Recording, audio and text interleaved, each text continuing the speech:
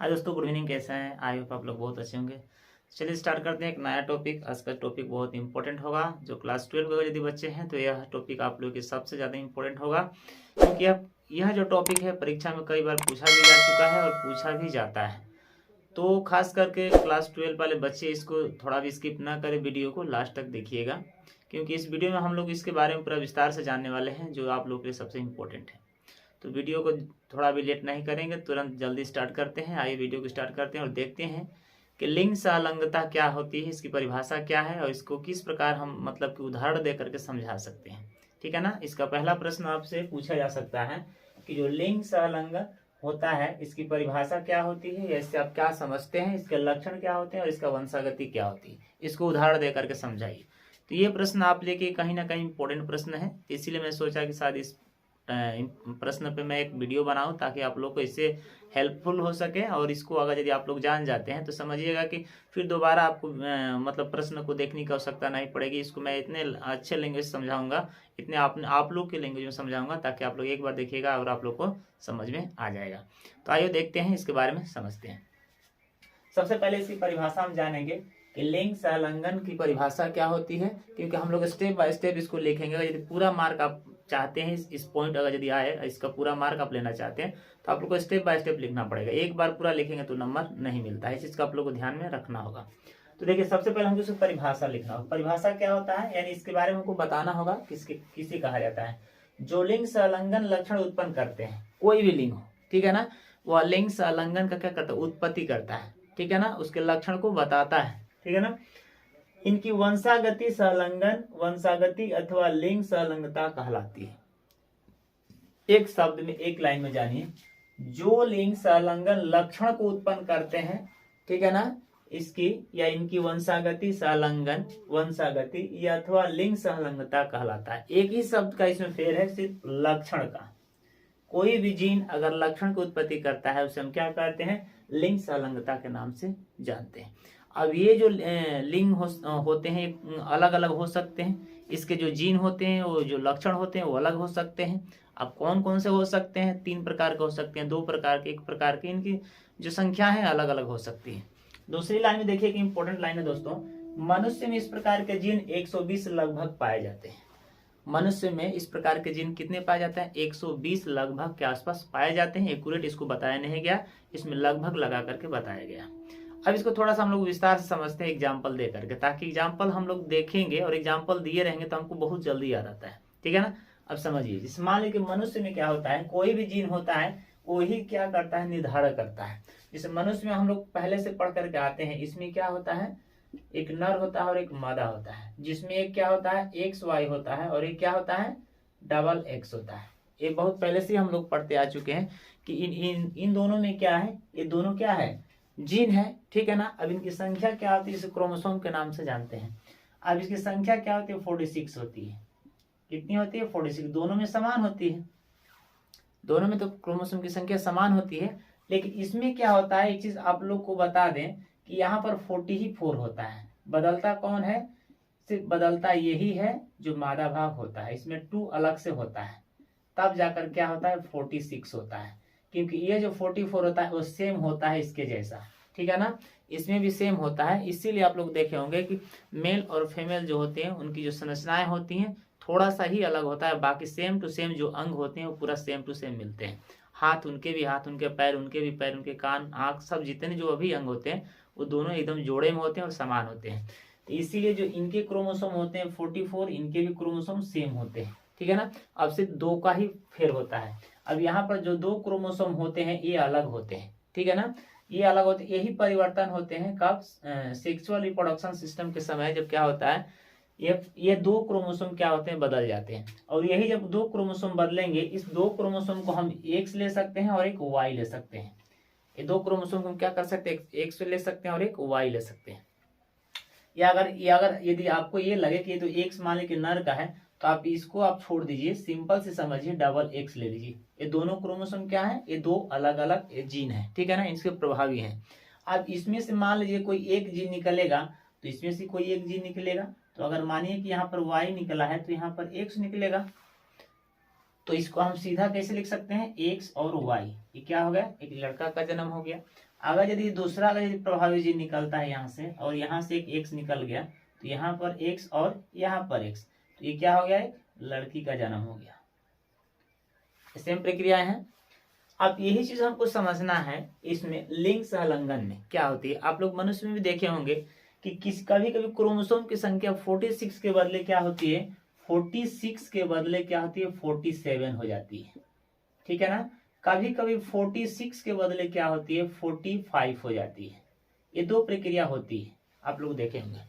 तो जब 47 होती है, ठीक है ना, तो इसमें क्रोमोसोम की जब संख्या बढ़ती है तो इसमें क्या होता है, परिवर्तन देखने को मिलता है कुछ अलग। इस मान को किसी किसी चेहरे का क्या होता है, होठ का कट जाना, किसी का मान लीजिए ओठ मोटा हो जाना, किसी का मान लीजिए कि आंख में मतलब कुछ परिवर्तन हो जाना, इस तरह की प्रक्रियाएं होती हैं जब क्रोमोसोम 46 की जगह पर 47 हो जाता है तो। और ठीक जब 46 की जगह 45 हो जाएगा तो उसमें प्रक्रिया क्या होती है, किसी किसी के हाथों में आप लोग 6 अंगुलियां देखते हैं, ठीक है ना, किसी के पैर में 6 अंगुलियां, किसी के हाथ में 6 अंगुलियां, यानी एक अंग उसमें क्या हो जाता है, बढ़ जाता है। यानी सब डिपेंड किस पे करता है, जीन पे करता है। जीन के पास वो सारी सूचनाएं होती हैं जो कि मतलब वो डीएनए को क्या करता है, ला करके देता है। जीन का काम ही होता है क्या करना, सूचना प्रदान करना। जिस प्रकार जीन अगर ये सूचना डीएनए को प्रदान करेगा उसी प्रकार डीएनए क्या करता है, शारीरिक संरचना प्रदान करता है। अगर गलती से कहीं वो मिस्टेक कर दिया कि अगर मान लीजिए आकर कह दिया कि उसके हाथ में 5 गो अंगुली नहीं 6 गो अंगुली है, तब डीएनए क्या करेगा, 6 गो अंगुली बना देगा, ठीक है ना। अब डीएनए का दोष नहीं, सिर्फ जीन का दोष होता है। तो अगर जीन थोड़ा भी गलती करेगा तो वहां पे क्या होता है, वहां पे संरचना उसकी बदल जाती है। तो इस प्रकार मनुष्य में क्रोमोसोम की संख्या उल्टा पुल्टा होती है, तो इस तरह के उसमें क्या होते हैं, प्रभाव देखने को मिलते हैं। ठीक उसी प्रकार ये क्या होते हैं, जो मनुष्य में ये प्रक्रिया जो होती है, लिंग संलग्न का जो लक्षण होता है, उसको जो प्रभावी वंशागति होती है, ये पीढ़ी दर पीढ़ी चलती रहती है। तो हमने इसका एग्जाम्पल इसलिए दिया ताकि यह एग्जाम्पल ठीक इसके द्वारा इस प्रश्न से मिलता जुलता है।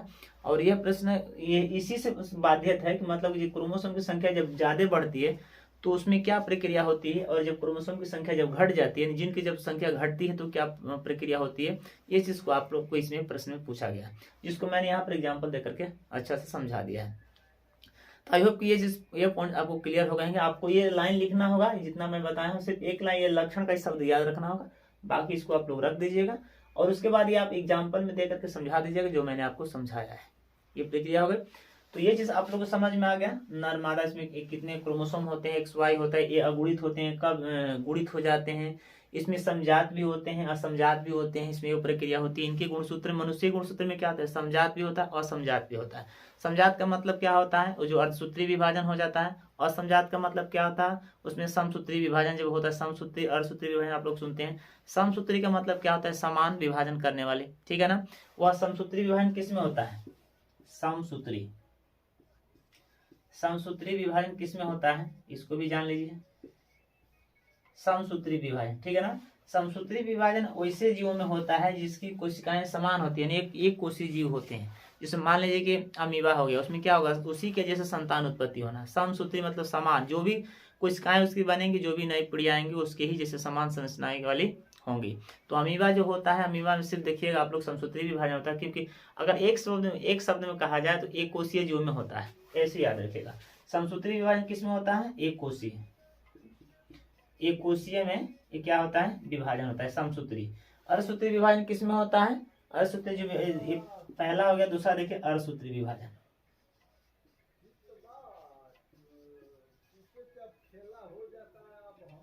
अर्धसूत्री विभाजन क्या होता है, इसके बारे में जानिए।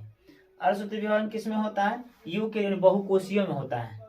किस में होता है, बहुकोषीय, बहुकोषियों में होता है। ये चीज आप लोग दोस्तों याद रखना होगा कि जो अर्धसूत्री विभाजन होता है किसमें होता है, बहुकोषीय में होता है। बहुकोषीय जैसे मनुष्य हो गया, यानी जीव जंतु जो भी आते हैं क्या है, बहुकोषीय, जिसमें एक कोशिका से ज्यादा कोशिका लगी हुई रहती है उसे हम क्या कहते हैं, बहुकोषीय कहा जाता है। और जिन जीवों में एक कोशिका लगी रहती है उसे हम क्या कहते हैं, एक कोषीय जीव के नाम से जानते हैं।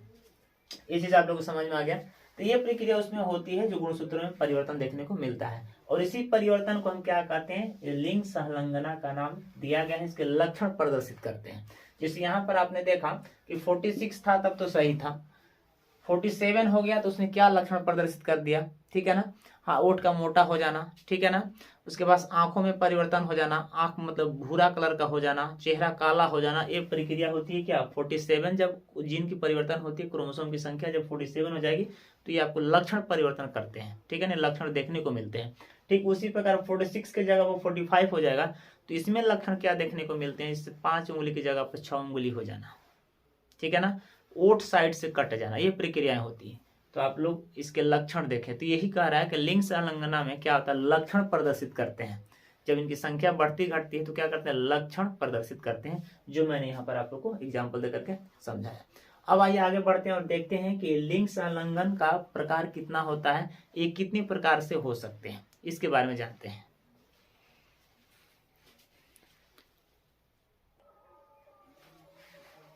आइए दोस्तों अब देखते हैं कि लिंग संलग्न का प्रकार कितना होता है, कितने प्रकार के होते हैं, इसके क्या क्या प्रभावित लक्षण होते हैं, इसके बारे में हम लोग जानेंगे।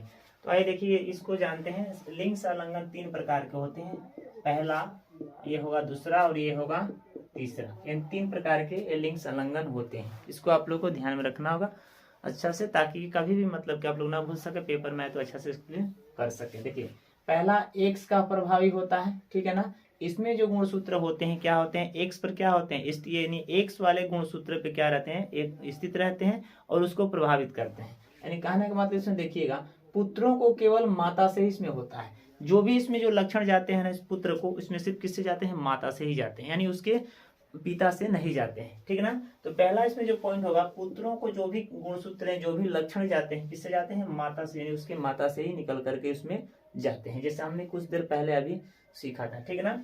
दूसरे में देखिए पुत्रियों को क्या होता है, माता पिता दोनों में से जाता है। अगर यदि पुत्री हो गई, जैसे यहाँ पर समझिए एक बार, नर और ये हो गया मादा, इसमें एक्स वाई है और इसमें क्या है, डबल एक्स है। तो ये माता और पिता हो गए, एक हो गया क्या हो गया, पिता, और एक हो गया माता, ठीक है ना, ये हो गया माता। अब इसमें कह रहा है कि पुत्रियों को माता पिता दोनों से जाता है, यानी इसमें से एक्स हो गया और इसमें से एक्स हो गया, तो डबल एक्स हो गया ना। इसमें क्या पुत्रियों से पुत्रियों में एक्स माता और पिता दोनों से जाता है, जबकि पुत्रों में सिर्फ केवल किससे जाता है, माता से जाता है। यानी देखिएगा यहाँ पे सिर्फ किससे जाता है, माता से। अब यहाँ पर इसमें से एक्स आ गया तो इसमें से क्या जाएगा, वाई जाएगा। यही प्रक्रिया इसमें पूछ रहा है, तो ये चीज आप लोग को ध्यान में रखना होगा, जो मैंने यहाँ पर एग्जांपल दिया। तो 2 पॉइंट आपको क्लियर हो गए। तीसरा देखिए, असमजात होते हैं, ये क्या होते हैं, असमजात होते हैं, ठीक है ना। तीसरा देखिए, डायट्रिक लिंग कहा जाता है, इनको क्या किस नाम से जाना जाता है, डायट्रिक लिंग के नाम से जाना जाता है, ठीक है ना, डायट्रिक लिंग के नाम से जाना जाता है या कहा भी जाता है।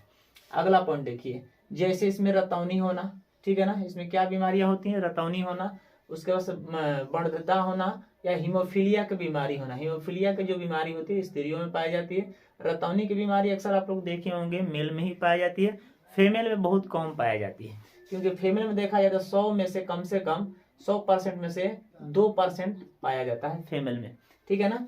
ये फीमेल की संख्या हो गई। अगर यदि मेल की देखा जाए तो 100% में कितना होता है, इसमें कम से कम 10% मान लिया जाए, क्योंकि इसमें ज्यादा संख्या में रतौनी किसको होती है, मेल को ही होती है, फीमेल को बहुत कम होती है। ये प्रक्रिया होती है। तो ये बीमारी होती है हीमोफीलिया के, हीमोफीलिया की बीमारी जिस स्त्री में महिला में होगी, उसमें अगर यदि ब्लड उसका किसी भी पार्ट्स में कट जाता है तो उसका ब्लड नहीं रुकता है, क्योंकि यह बीमारी बहुत एक प्रकार क्या होती है, खतरनाक होती है, ठीक है ना। तो इसके कारण से मतलब ये बीमारियां होती हैं। तो एक्स के बारे में समझ में आ गया। अब समझिए वाई के बारे में। वाई में क्या होता है दोस्तों, वाई में जो गुणसूत्र होता है वह वाई वाले पर क्या रहता है, प्रभावी रहते हैं, उसके खंड पर क्या रहता है, स्थित रहता है। अब यहाँ पर समझिएगा, ठीक इसके उल्टा है, वाई का प्रभावित होते हैं, ठीक है ना। अब इसमें जो गुणसूत्र पाए जाएंगे किसमें पाए जाएंगे, वाई को क्या करते हैं, इसको प्रभावित करते हैं। इससे पहले एक्स को प्रभावित करते थे, अब इसमें क्या करेंगे, वाई को प्रभावित करेंगे, ठीक है ना। पिता से ही पुत्र तक जाता है, किससे जाता है, पिता से ही पुत्र तक जाता है। यानी मान लीजिए कि एक्स वाई है, ठीक है ना, एक्स एक्स है, तो पिता से पुत्र तक जाता है क्या, वाई, और ये हो गया एक्स, ठीक है ना। एक्स और वाई क्या हो गया, पिता से क्या गया, वाई, और उसके माता से क्या आया, एक्स आया, ठीक है ना। तो ये हो गया एक्स वाई।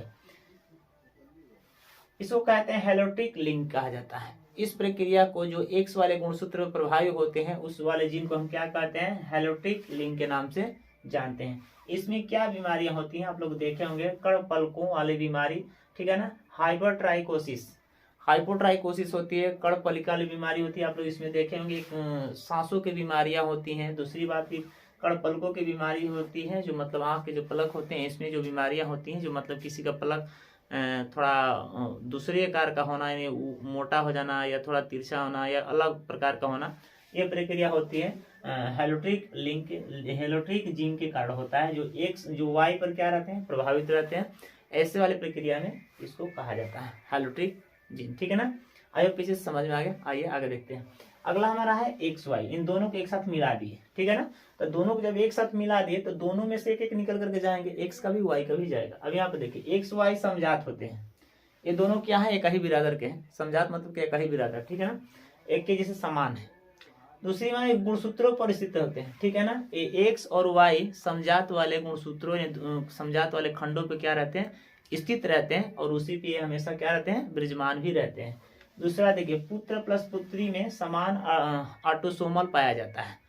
पुत्र हो या पुत्री दोनों में क्या पाया जाता है, समान ही ऑटोसोमल जीन पाया जाता है। इसको हम क्या कहते हैं, ऑटोसोमल जीन के नाम से जानते हैं, जो लक्षण प्रदर्शित करते हैं और यही बताते हैं कि कौन सा लड़का है और कौन लड़की है।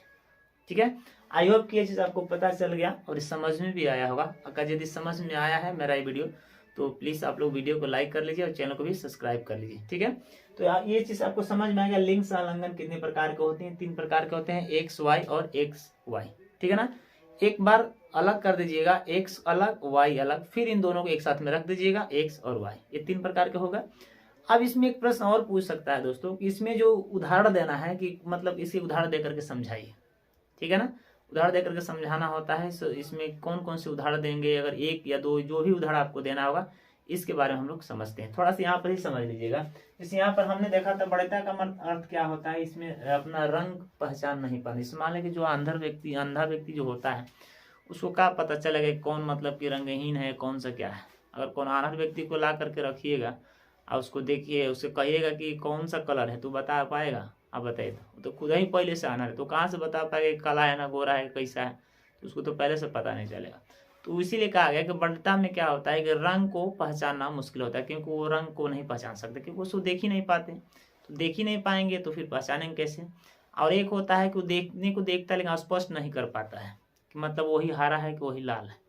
ये प्रक्रिया दोनों मतलब उसमें पाई जाती है। ठीक है ना, तो ये प्रक्रिया होती है और इसमें ज्यादा कुछ नहीं है। अगर यदि उदाहरण के लिए पूछा जाए तो वर्णता को दे दीजिएगा। ठीक है ना, एक्स वाई इसको मिला दीजिएगा, इसके बारे में आप लोग रख लीजिएगा। अगर नहीं पूछता है तो कोई बात नहीं, लेकिन यह पॉइंट ज्यादा इंपॉर्टेंट है, आप लोग इसको देख लीजिएगा। ठीक है।